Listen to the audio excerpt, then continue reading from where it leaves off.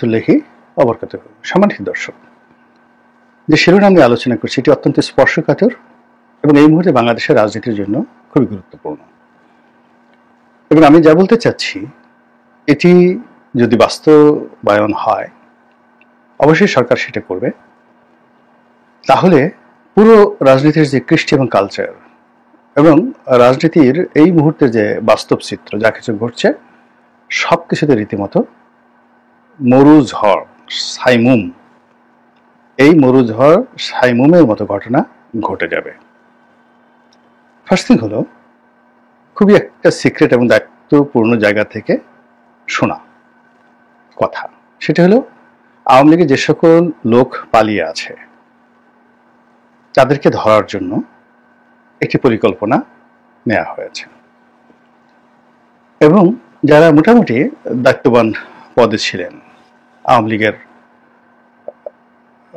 রাজনৈতিক পদ ছিল, রাষ্ট্রীয় পদ ছিল, সাংবিধানিক পদ ছিল, যেমন ধরুন মন্ত্রী, এমপি, উপজেলা চেয়ারম্যান, যাদের বিরুদ্ধে লুটপাটের অভিযোগ কোটি টাকার বা কোটি কোটি টাকার অভিযোগ রয়েছে।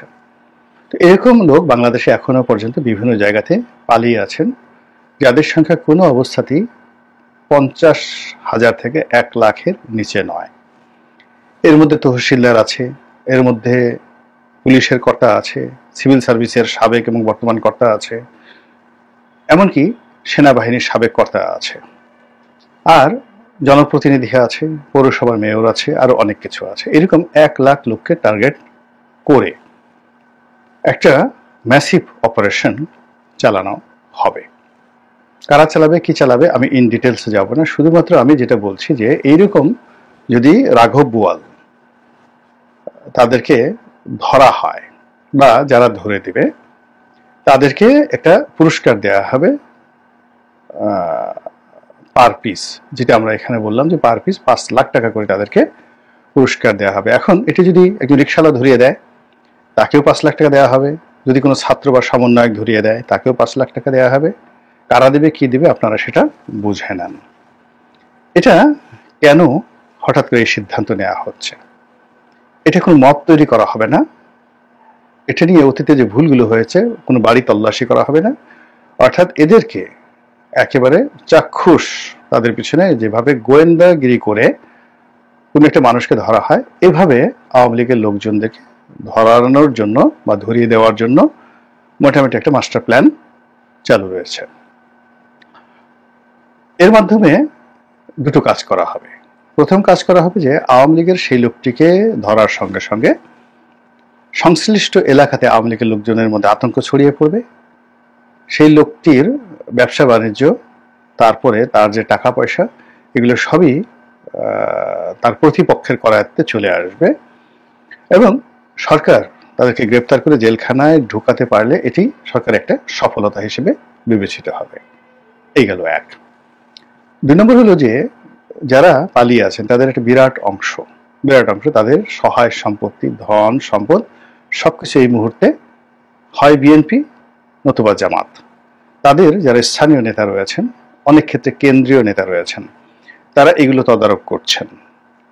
অনেকে বিশাল অঙ্কের টাকা পয়সা নিয়মিত চাঁদা নিচ্ছেন। যেমন ধরুন এসালামের কথাই বলি, এসালামের একটা ফ্যাক্টরি যদি চলে, তো এটা চলার জন্য যে এলাকাতে তার ফ্যাক্টরি চলে সে এলাকার 100 জন গুন্ডাকে, পান্ডাকে, আওয়ামী বিরোধী শক্তি যারা একসময় ছিল তাদেরকে ধরেন উনি টাকা দিচ্ছেন। আবার এই 100 লোককে ম্যানেজ করার জন্য চট্টগ্রামে যদি হয়, চট্টগ্রামের আরো 2 জন কেন্দ্রীয় নেতাকে আরেকটু বেশি টাকা দিচ্ছেন। আবার সেই কেন্দ্রীয় নেতার যে বিগ বস তাকে তিনি একটা বড় অ্যামাউন্ট দিয়েছেন। এখন এসালামকে নিয়ে যদি পরিকল্পনা থাকে এবং তাকে ধরা হয় এবং তার মুখ দিয়ে যদি এই সকল স্বীকারোক্তি আদায় করা যায়, তাহলে যারা তার এই কুকর্মে সহযোগিতা করছে এবং তার সহায় সম্পত্তি বিক্রি, বাট্টা, তারপরে তদারক, মেইনটেইন ইত্যাদি সব কিছু যারা করছে তাদের কি পরিমাণ সম্মানহানি হবে, রাজনৈতিক যাকে বলা হয় ঝড় আসবে তাদের জীবনে, এবং এমনও হতে পারে যে তারা এই তাদের কর্মকাণ্ডের জন্য এস আলমের সঙ্গে তারাও দায়ী হয়ে যেতে পারেন।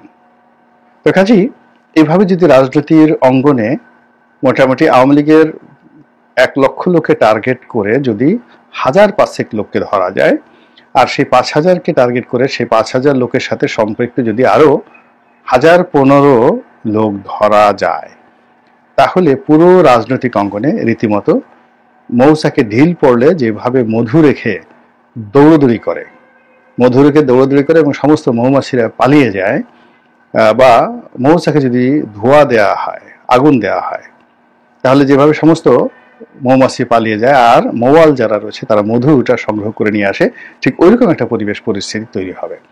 আওয়ামী লীগের শীর্ষ ধরুন 20-25 জন নেতা, যাদের সবার বিরুদ্ধে 2,000, 4,000, 5,000 কোটি টাকা তছরূপ করার অভিযোগ রয়েছে। তারা তাদের টাকার একটা বিরাট অংশ বিদেশে পাচার করেছেন, আবার দেশের শিল্প, কল কারখানা, বাড়ি, গাড়ি, প্রাসাদ সবকিছু তারা করেছেন। খোঁজ নিয়ে দেখেন তো যারা এই ঢাকার আশেপাশে এইরকম আওয়ামী লীগের যারা নেতা, তাদের সহায় সম্পত্তি কারা তদারক করছেন, কারা দেখভাল করছেন, কারা তাদেরকে সিকিউরিটি দিচ্ছেন, ইত্যাদি সবকিছু। এবং এই জায়গাটাতে মোটামুটি সরকার একটা আঘাত করতে চাচ্ছে যে তলে তলে তোমরা সবাই ভাই বোন হয়ে যাবা এবং এক জালেম আর এক জালেমের বন্ধু হয়ে যাবা, এক চোর আর এক চোরের বন্ধু হয়ে যাবা, আর আমাকে তোমরা সকাল বিকেলে খোঁটা দেবা, তা হবে না। ফলে এই দুর্গে আঘাত করার জন্য, এই মৌচাকে ঢিল দেওয়ার জন্য, বা এই মৌচাক থেকে মধু সংগ্রহের জন্য রাষ্ট্র যদি শক্তি প্রয়োগ করে, রাষ্ট্র যদি কৌশল প্রয়োগ করে, ক্ষতি কি? যদি এরকম দুষ্ট লোকদের টাকা, সেটা 2 লক্ষ কোটি টাকা হোক, মানে এদের সহায় সম্পত্তি যদি বাজেয়াপ্ত করা হয়, কম করে হলেও তো 2 লক্ষ কোটি বা 5 লক্ষ কোটি টাকা খুব ইজিলি রাজস্ব মানে খাতের বাইরে গিয়ে সরকার বাজেয়াপ্ত করে রাষ্ট্রীয় কোষাগারে জমা দিতে পারে, এবং এটি সরকারের জন্য একটা বিশাল ব্রিদিং টাইম।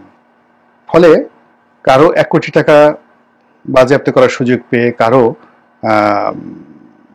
1,000 কোটি টাকা বাজেয়াপ্ত করার সুযোগ পেয়ে যদি কাউকে 5 লাখ টাকা পুরস্কার দেওয়া হয়, সেই পুরস্কারটি সরকারের জন্য বা অন্যান্য যারা এই কাজটা করবেন তাদের জন্য কতটা সহায়ক হবে একটু ভাবার চেষ্টা করুন। এবং এই কাজটি করার জন্য ইতিমধ্যে এজেন্ট নিয়োগ করা হয়েছে, ইতিমধ্যে বিভিন্ন লোকদেরকে রিক্রুট করা হয়েছে। আপনি অবাক হয়ে যাবেন শুনলে যে স্কুল কলেজের ছেলে মেয়ে থেকে শুরু করে পাড়া মহল্লার যারা সাধারণ মাস্তান, চাঁদাবাজ, টোটো কোম্পানির ম্যানেজার, এমনকি বিভিন্ন জায়গায় নেশা করে, ঘোরাফেরা করে, তো তাদেরকেও এই টোপ দেওয়া হয়েছে যে ধরে দিতে পারলি পার পিস আওয়ামী লীগ ধরে দিতে পারলি 5 লাখ টাকা। এবং এটি এই আমাদের ঈদের বন্ধ চলে গেছে, এখন শুরু হলো এপ্রিল মাসের 15 তারিখের পরের থেকেই এই জিনিসগুলো দেখতে পাবেন। ফলে আওয়ামী লীগ যারা পালিয়ে আছেন তারা যেভাবে মনে করছেন যে খুব সহজে রক্ষা পাবেন, কিংবা যারা মনে করছেন যে খুব শান্তিতে তারা বসবাস করতে পারবেন, বা যারা মনে করছেন যে আপা খুব দ্রুত ফিরে আসবে আর তারা সবকিছু আগের মতো ভোগ করবেন, আমার কাছে মনে হচ্ছে এই জিনিসটা অত সহজ হবে না। আর এই যে কর্মকাণ্ডগুলো ঘটছে, এখানে সরকার কতটুকু করতে পারবেন বা পারবেন না, সরকার আদৌ এখানে ইনভলভমেন্ট আছে কি আছে না, বা এটা কি অন্য কোনো রাজনৈতিক শক্তি করছেন, আওয়ামী বিরোধী শক্তি করছেন, এটা আমি ডিটেলস বলবো না, যখন ঘটনা ঘটবে আপনারা তখনই দেখতে পাবেন। কিন্তু মূল ব্যাপার হলো এটি আমাদের অর্থনীতির চাকাকে উল্টো পথে ঘুরিয়ে দেবে, রাজনৈতিক সংহতি, বিশ্বাসযোগ্যতা নষ্ট হয়ে যাবে। এবং এই মুহূর্তে যতটুকু রাজনীতির বিশ্বাসযোগ্যতার সম্পর্ক রয়েছে, তখন সবাই মনে করবে এটা ও আমার সাথে মুনাফিকি করলো, এটা ও আমার সাথে বেইমানি করলো, এটা নিয়ে আন্ডারওয়ার্ল্ড বলতে গেলে তৎপর হয়ে পড়বে। তো কাজেই এই যে ঘটনাগুলো ঘটছে, এটার মূলের যে মোদ্দা কথা সেটা হলো যে আসলে কোনো অন্যায় চাপা দেওয়া যায় না, কোনো হারাম উপার্জন সম্পূর্ণ গিলে খাওয়া যায় না। প্রকৃতি এমন একটা জিনিস যে আপনি আপনার কুকর্মের ফল এই দুনিয়াতেই ভোগ করে যেতে হবে, এবং হারাম জিনিস, সেটা অর্থ হোক, বিত্ত হোক, যা কিছু আপনি অর্জন করেন না কেন, এটি আপনাকে ভোগাবে, একেবারে কবরে যাওয়া পর্যন্ত ভোগাবে। আর আপনি যদি আখিরাতে বিশ্বাস করেন, সেখানে তো বলাই বাহুল্য, যা কিছু হবে তার ওয়াজ হুজুররা করেন, সাধু সন্ন্যাসীরা কীর্তনে সেই কথাগুলো বলেন। তো কাজেই এত শিক্ষা থাকার পরেও, এত বাস্তব উদাহরণ থাকার পরেও অতীতে কেন আওয়ামী লীগের লোকজন এই কাজ করেছেন, তার আগে কেন বিএনপি লোকজন এই কাজ করেছে, আবার এখন কেন অনেকেই যাদের বিরুদ্ধে অভিযোগ আসছে তারা এই কাজগুলো কেন করে চলেছেন, আমার কিন্তু মাথায় ঢুকে না। আমি নিজে আমার কর্মজীবনে দেখেছি যে আপনি যদি পরিশ্রম করেন, আল্লাহ রাব্বুল আলামিন আপনার পরিশ্রমে বরকত দেন। আপনি যদি পরিশ্রমের সঙ্গে জ্ঞান, গরিমা, বুদ্ধি, প্রজ্ঞা যুক্ত করেন, আপনি কোথাও ঠকবেন না। আপনি যদি সাহসী হন, পৃথিবীর অনেক সম্ভাবনা আপনার জন্য অপেক্ষা করে। আপনি যা চান তাই আসবে, তাই ঘটবে এবং তাই আপনি পাবেন। তো কাজেই নিজের হাতকে শক্তিশালী না করে, নিজের মস্তিষ্ককে শক্তিশালী না করে, শরীরকে পরিশ্রমের জন্য শক্তিশালী না করে কেন আমি টেন্ডারবাজি, চাঁদাবাজি, চুরি চামারি, ঘুষ, দুর্নীতি, রাহাজানি এই সমস্ত কর্মে নিযুক্ত হয়ে এখন পশুর মতো, পশু এইভাবে পালায় না। এখন যারা পালিয়েছেন তাদের যে দুর্বিষহ জীবন, এটি শিয়ালের জীবনের চেয়ে নিকৃষ্টতর। শিয়াল রাতে বের হয়, কাক্কা হওয়া করে, আর দিনের বেলা পালিয়ে থাকে। তাদের চেয়ে তো খুব নির্মম। শিয়াল তো তবু কাক্কা হওয়া করে, এখন কাক্কা হওয়া করার মতো অবস্থা যারা পালিয়েছেন তাদের নেই। কেন এই